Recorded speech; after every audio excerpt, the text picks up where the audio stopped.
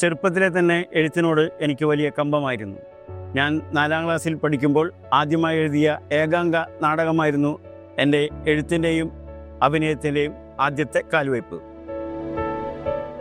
നമസ്കാരം, ഞാൻ സുധാകരൻ കാരയിൽ. പ്രവാസകാലത്തും 2000-ന് ശേഷം നാട്ടിലെത്തിയ ശേഷവും കവിതാരചനയിലൂടെയും വിമർശനാത്മക ലേഖനങ്ങളിലൂടെയും എഴുതാനുള്ള എൻ്റെ ആഗ്രഹം സജീവമാക്കി. അതിനിടയിൽ എപ്പോഴൊക്കെയോ നിർത്തിവെച്ച നാടക അഭിനയത്തിലേക്കും കടന്നു.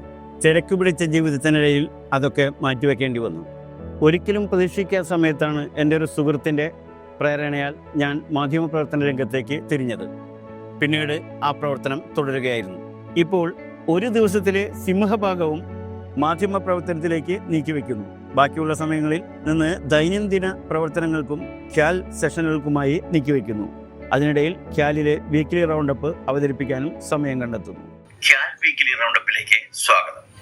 ഖ്യാൽ 50 എന്ന മത്സര വിഭാഗത്തിലേക്കുള്ള എൻട്രികൾ ഇപ്പോഴും സ്വീകരിച്ചുകൊണ്ടിരിക്കുന്നു. അങ്ങനെ തിരക്ക് പിടിച്ച ജീവിതത്തിനിടയിൽ എനിക്ക് മാറ്റുരയ്ക്കാൻ കിട്ടിയ ഖ്യാലിൻ്റെ 50 India senior super stars talent ഹണ്ടിൽ ജേർണലിസ്റ്റ് ഓഫ് ദി ഇയർ എന്ന കാറ്റഗറിയിലേക്ക് ഞാൻ എന്നെ തന്നെ നോമിനേറ്റ് ചെയ്യുന്നു. ജീവിതത്തിൽ എത്ര തിരക്കുണ്ടായാലും സ്വപ്നങ്ങൾ പിന്തുടരാൻ ഒരിക്കലും വൈകരുത്.